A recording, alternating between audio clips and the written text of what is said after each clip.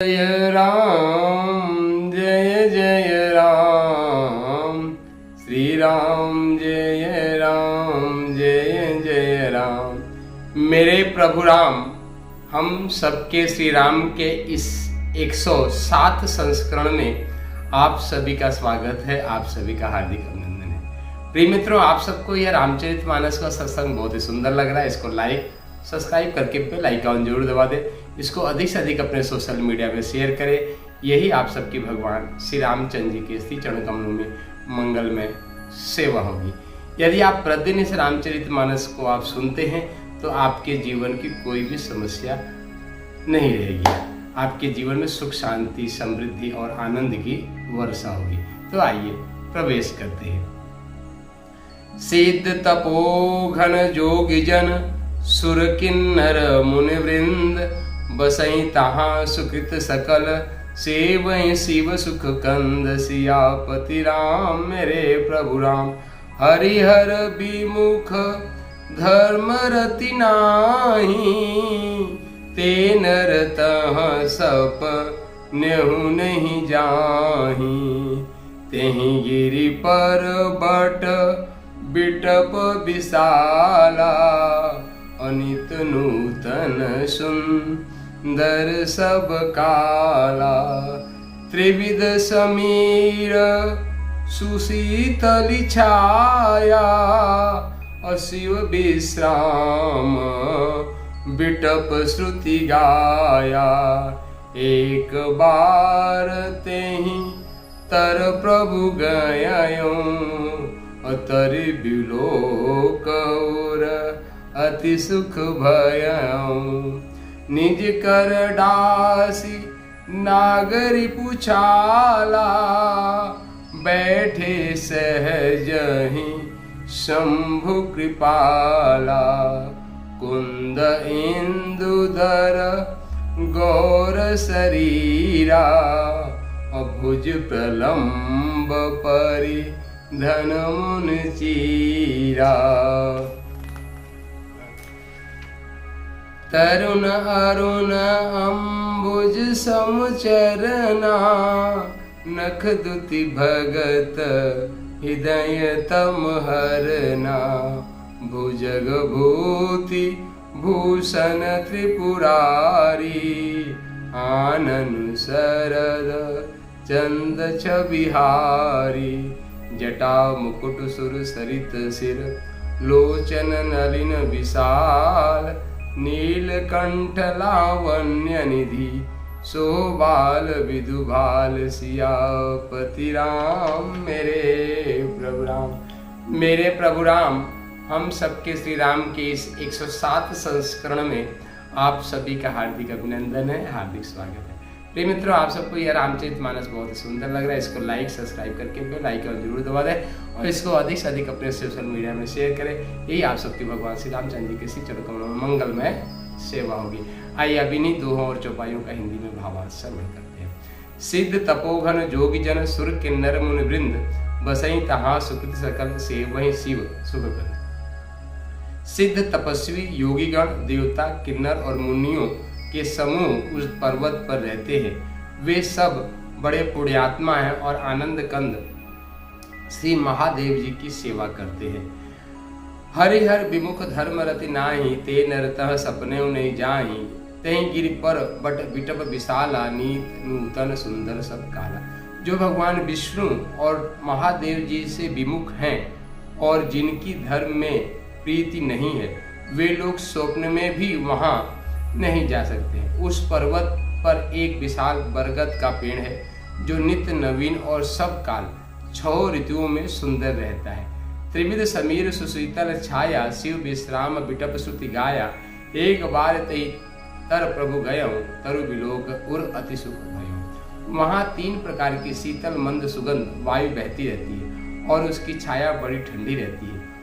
वह शिव जी के विश्राम करने का वृक्ष है जिससे वेदों ने गाया है। एक बार प्रभु शिव जी उस वृक्ष के नीचे गए और उसे देखकर उनके हृदय में बहुत आनंद हुआ। निज कर डासी डाग नाग रिपुछाला। बैठे सहजय शंभु कृपाला। कुंद इंदुधर गौर शरीरा। भुज प्रलंब परिधन मुन चीर। अपने हाथ में बार बार बिछा करके पालू शिव जी स्वभाव से ही बिना किसी खास प्रयोजन के वहां बैठ गए। कुंद के पुष्प, चंद्रमा और शंख के समान उनका गौर शरीर था। बड़ी लंबी भुजाएं थी और वे मुनियों के से वल्कल वस्त्र धारण किए हुए थे। तरुण अरुण अम्बुज समचर नानक दुति भगत हृदय तम हरना। भुजंग भूति भूषण त्रिपुरारी आनंद शरद चंद छविहारी। उनके चरण नए पूर्ण रूप से खिले हुए, लाल कमल के समान, नखों की ज्योति भक्तों के हृदय का अंधकार हरने वाली थी और सांप और भस्म ही उनके भूषण थे। और उन त्रिपुर सुर के शत्रु शिव जी का मुख शरद पूर्णिमा के चंद्रमा की शोभा को हरने वाली फीकी करने वाला था। जटा मुकुट सुर सरित सर, लोचन नलिन विशाल और नीलकंठ लावण्य निधि सोई बाल विधु बाल। और उनके सिर पर जटाओं का मुकुट और गंगा जी शोभायमान थी। कमल के समान बड़े बड़े नेत्र थे। उनका नीलकंठ था और वे सुंदरता के भंडार थे। उनके मस्तक पर द्वितीय का चंद्रमा शोभित था। तो मेरे प्रभु राम, बोलो श्याम रामचंद्र भगवान की जय। मेरे प्रभु राम, हम सबके श्री राम के इस 107 संस्करण में आप सभी का हार्दिक स्वागत है, हार्दिक अभिनंदन है। प्रिय मित्रों, आप सबको यह रामचरितमानस बहुत ही सुंदर लग रहा है तो इसको लाइक सब्सक्राइब करके बेल आइकन जरूर दबा दें। इसको अधिक से अधिक अपने सोशल मीडिया में शेयर करें। यही आप सबके भगवान श्री रामचंद्र जी के श्री चरण कमल में सेवा हो। तो प्रिय मित्रों, यहाँ पे संत शिरोमणि गोस्वामी तुलसीदास जी कैलाश की सुंदरता का बखान कर रहे हैं और साथ में भगवान शिव के भी तेजोमय स्वरूप का चिंतन कर रहे हैं। और जो कोई भी व्यक्ति भगवान शिव के स्वरूप का चिंतन करता है, उनको अपने हृदय में धारण करता है, कैलाश का ध्यान करता है, तो उसके जीवन में हमेशा शुभ मंगल होता है और अशुभ का उसके जीवन से नाश होता है। क्यों? क्योंकि भगवान शिव का स्वरूप ही कल्याणकारी है और जब उनके स्वरूप का हम ध्यान करते हैं तो हमारे जीवन में जितनी भी अशुभ चीजें होती हैं सबका नाश हो जाता है। जैसे कहते हैं तमसो माम ज्योतिर्गमय, हम अंधकार से प्रकाश की ओर बढ़ते हैं। ऐसा ही भगवान शिव का स्वरूप है और भगवान शिव के पास ही सिद्ध तपस्वी योगी गण देवता किन्नर मुनियों का समूह हमेशा उनके साथ बना रहता है। आपने अभी पीछे जब भगवान शिव के विवाह का प्रसंग चल रहा था, आप देखें भूत प्रेत पिशाच नाग किन्नर देवता ऋषि मुनि सभी जो है भगवान शिव के बारात में गए थे। क्यों? क्योंकि भगवान शिव किसी से भी परहेज नहीं रखते। भगवान शिव जो भी उनके पास आता है सबको अपने हृदय से लगाते हैं और सबको प्रेम देते हैं, सबको प्रेम देते हैं। भगवान शिव का इतना सहज और सरल जो है उनका स्वभाव है कि वे सबको अपना प्रेम देते हैं। यहाँ पे देख रखे हरिहर विमुख धर्म रति नहीं, और जो हरि मतलब भगवान श्री विष्णु से, हर मतलब भगवान शिव से विमुख हैं, उनके जीवन में कभी भी धर्म टिक नहीं सकता और उनको धर्म से कभी प्रीति भी नहीं कर सकते। और ऐसे नर जो है सपने में भी सुख नहीं पाते। जो हरि और हर दोनों से विमुख है उनके जीवन कभी भी सुख जीवन में नहीं आता, जीवन में कभी शांति नहीं आता, जीवन में कभी वह चैन से नहीं बैठते। हमेशा उनके मन में काम क्रोध लोभ मोह मद मत्सर, ये अहंकार रूपी जो राक्षस है यही उनको सताते रहते हैं। मित्रों, ये राक्षस कोई और नहीं है, ये काम क्रोध लोभ मोह मद मत्सर और अहंकार रूपी जो तत्व है जो आपके हम सबके हृदय में बैठा हुआ, यही राक्षस है ना। और ये राक्षस ही आपको हमेशा वेदना देता रहता है, हमेशा आपको कष्ट देता है, आपको परेशानी देता है, और कहीं पर कोई राक्षस नहीं है। यही आपको वेदना देते हैं और यही आपको पीड़ा के कारण है ना। तो और इसके साथ ही गोस्वामी तुलसीदास जी कैलाश की तही गिर पर बट बिटव विशाला, एक वहां पे बहुत सुंदर और बड़ा बट का जो है बट वृक्ष है। कहाँ पे? कैलाश। बहुत ही सुंदर बड़ा बट वृक्ष है और बट वृक्ष जो है ये देवताओं का वास स्थान माना जाता है। पहले ऋषि मुनि भी वट वृक्ष के नीचे ही अपनी कुटिया बना के रहते थे।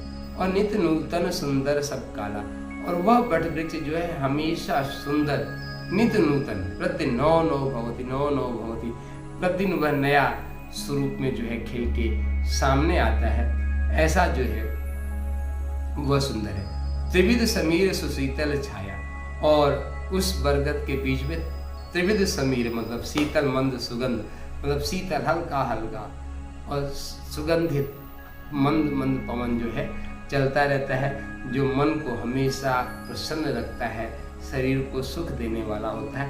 ऐसा उस वृक्ष के नीचे बहता रहता है, हवा चलती रहती है। और भगवान शिव अपने सुंदर स्वरूप के साथ में, जिनके गले में सुंदर सर्प की माला है, शरीर पे पूरा भस्म रमाए हुए हैं, ऐसे सुंदर स्वरूप वाले सबके कल्याण के हेतु भगवान शिव वहाँ पे सहज ही विराजमान रहते हैं, सबके ऊपर कृपा अपनी वहीं से बरसाते रहते हैं। भुज प्रलंब परिधन मुनि चीरा, और मुनियों के सानिध्य वहाँ पे उनको मिलता रहता है ना। तो इस प्रकार से जटा मुकुट सुरसरित श्री लोचन नलीन विषाद, और नीलकंठ लावन निध सोई बाल विदित भार। और नीलकंठ अर्थात उनका गला भी नीला है। आप जानते ही हैं कि भगवान शिव को नीलकंठ क्यों कहते हैं, नहीं कहते हैं तो हम बता देते हैं कि जब असुर और सुर, मतलब असुर मतलब राक्षस लोग, सुर माने देवता, दोनों में द्वंद्व युद्ध चल रहा था, दोनों में युद्ध चल रहा था। फिर दोनों ने एक समझौता किया, क्यों ना हम दोनों मिलके समुद्र का मंथन करेंगे, और समुद्र मंथन से जो भी धन संपत्ति चीजें निकलेंगी उनको हम सब लोग आपस में बांट लेंगे। तो भगवान श्री हरि कि उसमें कूर्मा अवतार हुआ और नाग से जो है समुद्र मंथन की प्रक्रिया को किया। एक तरफ देवता थे और एक तरफ राक्षस थे।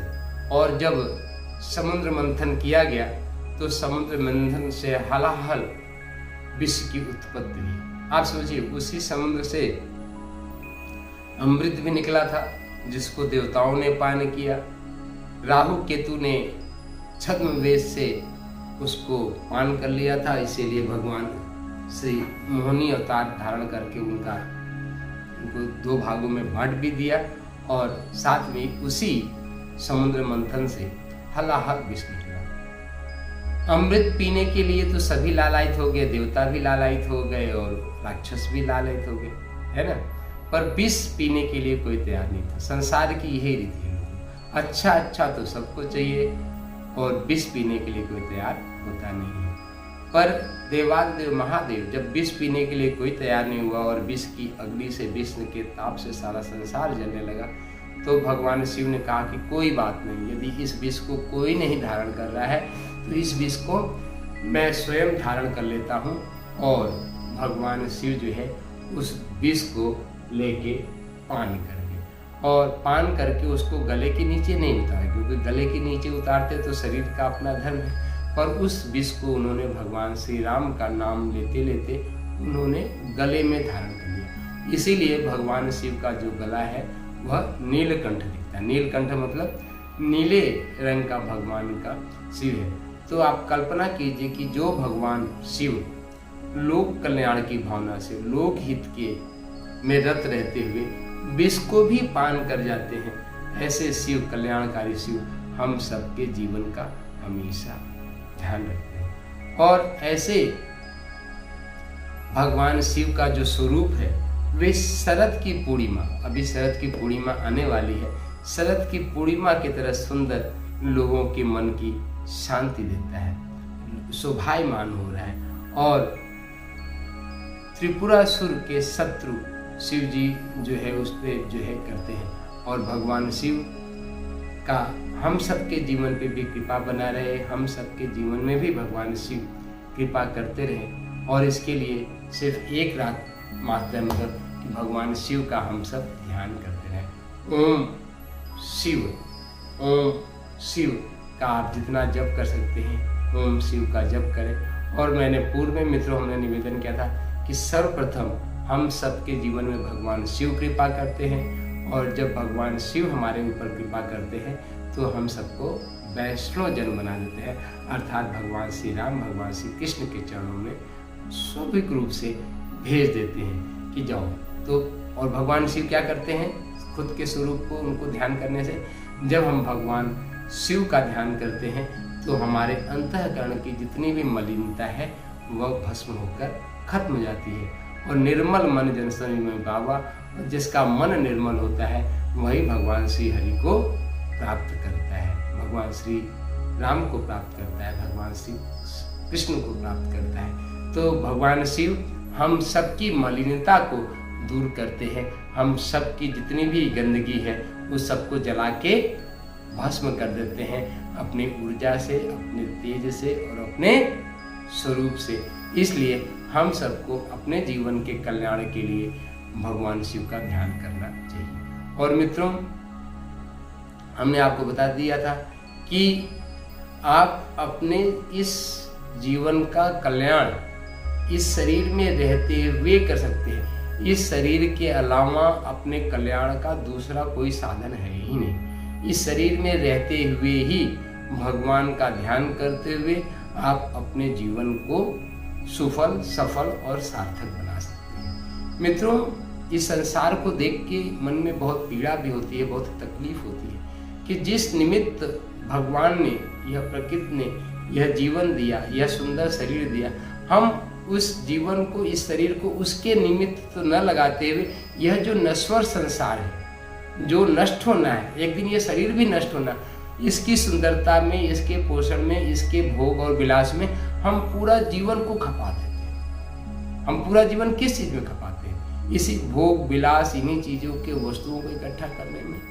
पर जो वास्तव में चिन्मयानंद भगवान की प्राप्ति हम सबको जीवन में करना चाहते हैं, उसमें हम अपने जीवन के एक पल को नहीं लगाना चाहते, जबकि यह इस कलिकाल में सबसे सरल है। यदि आप प्रातः और सायं, सुबह सो के उठने के बाद और सोने के तुरंत पहले यदि आप कुछ क्षण भगवान का नाम लेके सोएं और कुछ क्षण भगवान का सुबह नाम लेके अपनी दिनचर्या प्रारंभ करें, इसी से आपके जीवन का कल्याण हो जाएगा। यह दास इसी निमित्त बहुत ही सुंदर ध्यान बना दिया है। शाम को सोने के पहले का ध्यान है अद्भुत चिदाकाश, जो सोने के ठीक पहले 9-10 मिनट करना है, और सुबह एक ध्यान है अद्भुत आनंदाकाश, जो सुबह सो के उठ के तुरंत करना है। यदि इन दोनों ध्यान को आप अपने जीवन का अंग बनाएं तो आपके जीवन में कोई समस्या नहीं बचेगी, ऐसा मैं आपको विश्वास दिलाता हूँ। तो आप इसको अपने जीवन में धारण करें, अपने जीवन में इसको लागू करें और अपने जीवन में सुख, शांति और समृद्धि की वर्षा करके शांति लाएं और आनंद की वर्षा आप सबके जीवन में हो। इसी शुभकामनाओं के साथ, मंगल कामनाओं के साथ उठो धरा के वीर सपूतो, धरती स्वर्ग बनाना है। मित्र जानते हैं हम आप सबके इस शरीर रूपी धरती को ही स्वर्ग बनाने में चाहते हैं। यह मिट्टी तो हमेशा हर पल हर क्षण स्वर्ग की अनुभूति अपने जीवन में करता ही रहता है। तो सिया राम मैं सब जग जानी, करहो प्रणाम जो जो पानी। इस भाव से आप सबके अंतःकरण में बैठे हुए भगवान श्री राम को प्रणाम करता हूँ और यह प्रार्थना करता हूँ कि आपके जीवन में शुभ हो और मंगल हो। इसी भाव से आइए कुछ पल कुछ क्षण भगवान श्री राम का ही संकीर्तन करते हैं। श्री को श्वास में बसाए और राम को श्वास में, श्री राम को अपने श्वास में बसा लें। हम सबका जीवन मंगल होगा, हम सबके जीवन में शुभ होगा। इसी भाव से आइए संकीर्तन करते हैं। श्री राम जय राम जय जय राम, श्री राम जय राम जय जय राम, श्री राम जय राम जय जय राम, श्री राम जय राम जय जय राम, श्री राम जय राम जय जय राम, श्री राम जय राम जय जय राम, श्री राम जय राम जय जय राम, श्री राम जय राम जय जय राम, श्री राम जय जय राम, श्री राम जय जय राम, श्री राम जय जय राम, श्री राम जय जय राम, श्री राम जय जय राम, श्री राम जय जय राम, श्री राम जय जय राम, श्री राम जय जय राम, श्री राम जय जय राम, श्री राम जय जय राम, श्री राम जय जय राम, श्री राम जय